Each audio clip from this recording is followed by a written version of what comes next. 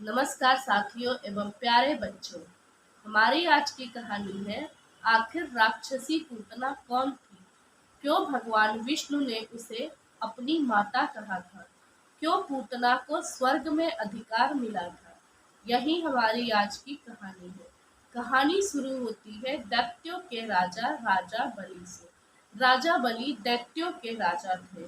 वे बहुत ही नेक और दानी भी थे, परंतु अपने साम्राज्य का भी उन्हें भी विस्तार करना था। धरती पर अधिकार होने के बाद उन्होंने स्वर्ग पर अपना अधिकार जमाया। स्वर्ग पे जब राजा बलि का अधिकार हुआ तो देवताओं ने भागकर शरण ली। देवताओं की माता, इंद्र की माता अदिति यह सब देखकर बहुत दुखी होती है। वो भगवान विष्णु के पास जाती है और उनसे याचना करती है कि देवताओं को उनका स्वर्ग वापस दिया जाए।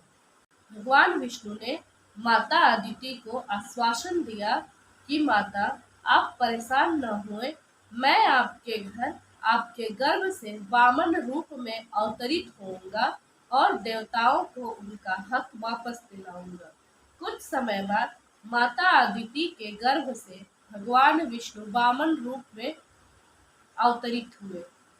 इधर राजा बलि अपने राज्य में यज्ञ के बाद ब्राह्मणों का दान रखे हुए थे। उस दान में वामन रूप में भगवान विष्णु भी शामिल होते हैं। उनका वामन रूप इतना मोहक और इतना सुंदर था कि उसे हर कोई देखते ही रह जाता था। राजा बलि की एक बहुत ही सुंदर कन्या थी।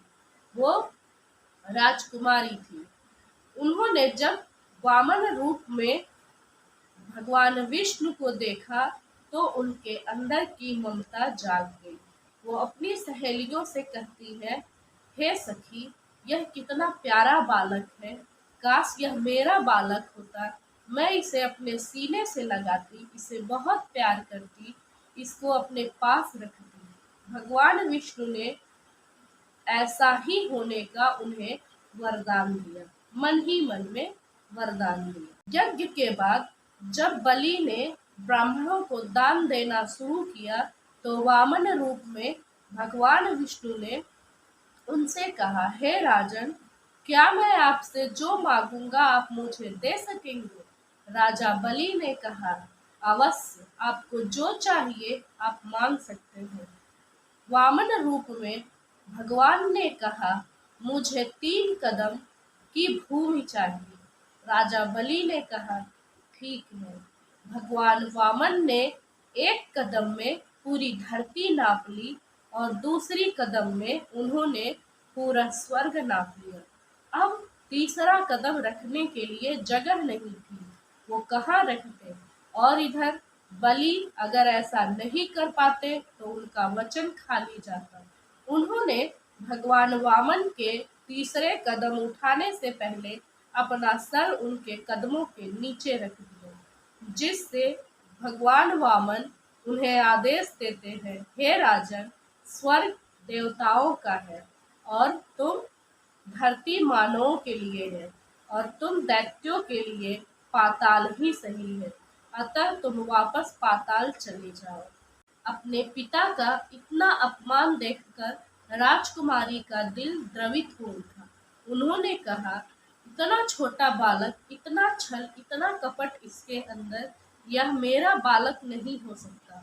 यदि यह मेरा बालक होता तो मैं इसे दूध में जहर मिलाकर पिला देती। भगवान विष्णु ने मन ही मन उन्हें यह भी आशीर्वाद दिया। अब कोई भी माँ अपने ही बालक को जहर देकर कैसे मार सकती है। इसलिए अगली जन्म में राजकुमारी का जन्म राक्षस कुल में होता है और वो राक्षस पूतना बन जाती है। इधर भगवान कृष्ण का जन्म होता है, जिसे मारने के लिए कंस तरह तरह की योजनाएं बनाता है। अलग अलग तरह के राक्षसों को भेजता है।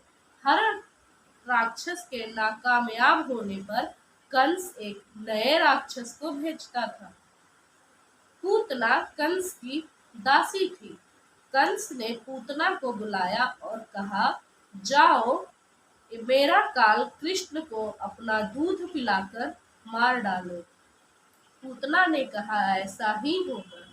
जब पूतना मथुरा में आई, वह एक सुंदर राजकुमारी बनकर कृष्ण के पास गई थी और उसने कृष्ण को अपनी गोद में उठाया, बहुत प्यार किया और उनको अपना दूध पिलाने लगी। कृष्ण जानते थे उन्होंने पूतना के दूध के साथ प्राण भी खींच लिए और पूतना अपने राक्षसी रूप में आ गई और उसका अंत हो गया। जब पूतना मरी तो उसकी आत्मा को भगवान विष्णु ने माता पूतना कहकर संबोधित किया और उसे स्वर्ग में सम्मान सहित अधिकार दिया। यही रहस्य था पूतना के माता पूतना होने की। कहानी आपको अच्छी लगी हो तो वीडियो को लाइक, चैनल को सब्सक्राइब जरूर करें। बाय।